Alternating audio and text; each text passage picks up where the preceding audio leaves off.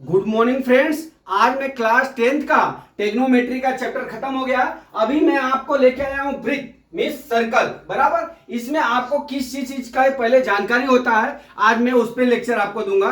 फिर कल से जो है अब चैप्टर पे आएंगे। तो सबसे पहले हम चलते हैं, एक वृत्त है। बराबर, तो अभी आप समझ लीजिए वृत्त कैसा बनता है। बराबर, तो वृत्त कैसा बनता है, ये ऐसा चांदा से एक यहाँ पे लंगड़ा प्रकार बीच में रख के ऐसा गोल घुमा देंगे तो हमारा क्या हो जाएगा, ये वृत्त बन जाएगा। ठीक है, अभी मान लीजिए ये बिंदु क्या है, ओ है।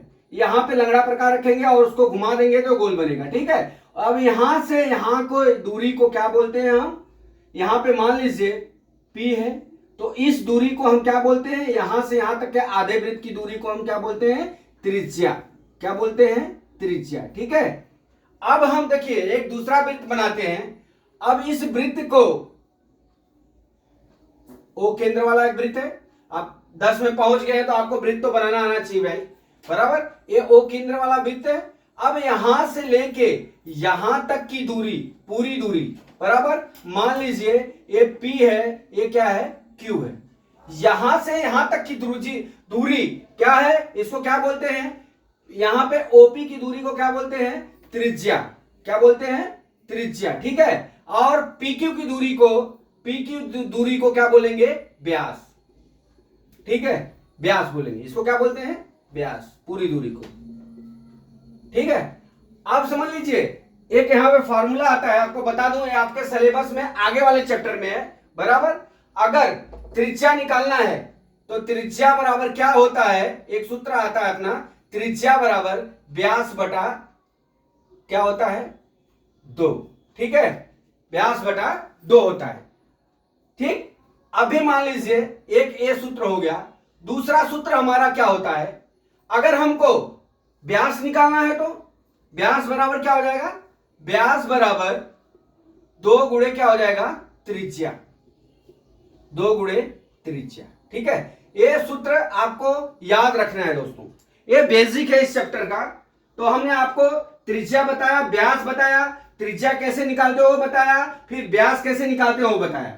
अभी आ जाइए, हम आपको एक चीज बताते हैं कि जब एक वृत्त होता है, मान लीजिए आपके इस चैप्टर में 3 तरह से वृत्त बना के दर्शाया गया है, उसी के ऊपर से प्रमेय और उसी के ऊपर से विकल्प, उसी के ऊपर से सवाल दिया हुआ। ठीक है, तो पहला है स्थिति, पहली स्थिति आपके चैप्टर में दिया हुआ है। क्या दिया हुआ है कि मान लीजिए ये ओ केंद्र वाला एक वृत्त है।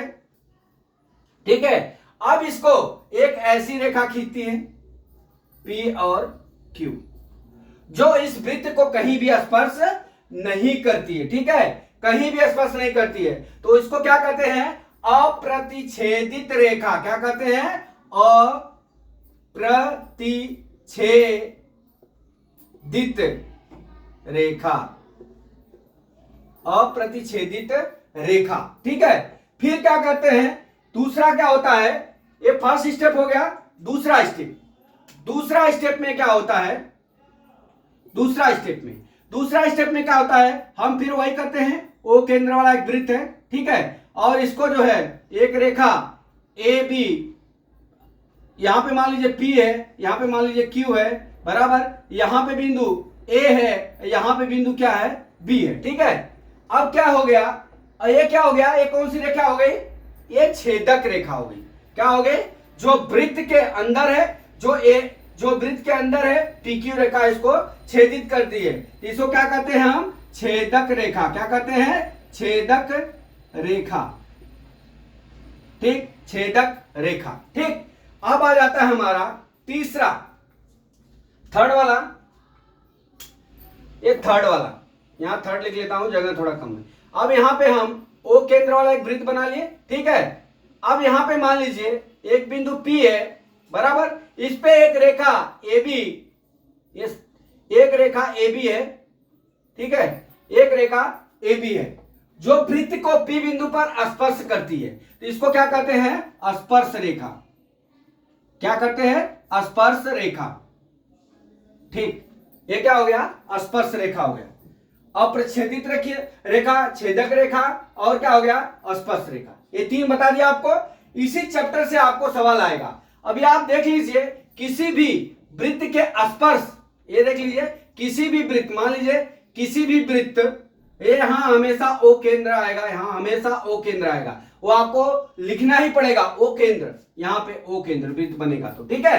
अब यहां पे आप देख लीजिए, मैं आपको क्या बता रहा हूं, किसी भी वृत्त की स्पर्श रेखा वह रेखा है, किसी वृत्त की स्पर्श रेखा वह रेखा है जो वृत्त के केवल एक ही बिंदु पर प्रतिच्छेदित करता है। क्या करता है?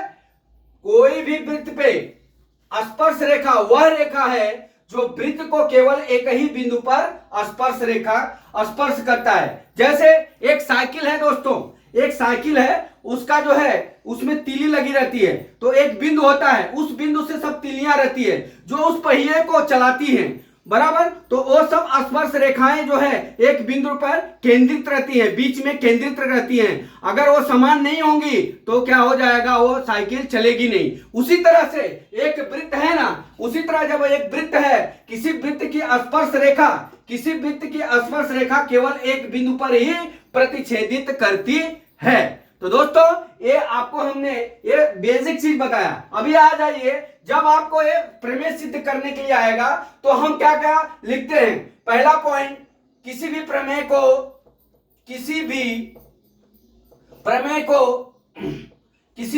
को सिद्ध करने के लिए कितने टॉपिक होने चाहिए, करने के लिए कितने टॉपिक होना चाहिए अपने पास। आपको क्वेश्चन दिया रहेगा, अपने पास 3 टॉपिक होना है। कितना? 3 टॉपिक। पहला टॉपिक क्या आएगा दोस्तों? पहला टॉपिक हम लिखेंगे सवाल को देख के कि हमको सिद्ध क्या करना है, ठीक है, क्या करना है, सिद्ध क्या करना है, ठीक है, सिद्ध करना।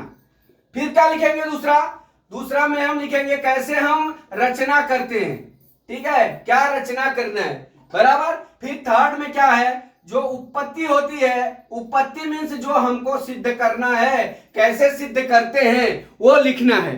तो दोस्तों इस सवाल में, इस चैप्टर में आपको ये जो बेसिक है ना, ये पहले आना चाहिए। ये बेसिक नहीं आएगा तो आप वृत्त का कोई भी सवाल आप हल नहीं कर सकते हो। तो दोस्तों मैं ये आशा करता हूं कि आप इसको नोट कर लीजिए और अच्छे से याद कर लीजिए, तब जाके आपको इस चैप्टर का सवाल लगेगा। किसी भी, ये याद रखना, किसी प्रमेय को सिद्ध करने के लिए 3 टॉपिक होना जरूरी है। पहला सिद्ध करना, दूसरा क्या है रचना, तीसरा क्या है उत्पत्ति। तो दोस्तों अगर आप हमारे चैनल को सब्सक्राइब नहीं किए हैं, हारे के सारा चैरिटेबल ट्रस्ट को, तो आप सब्सक्राइब कर लीजिए। अगला वीडियो मैं कल लेके फिर आता हूं। जय मां सरस्वती, जय भारत माता, जय जवान, जय किसान।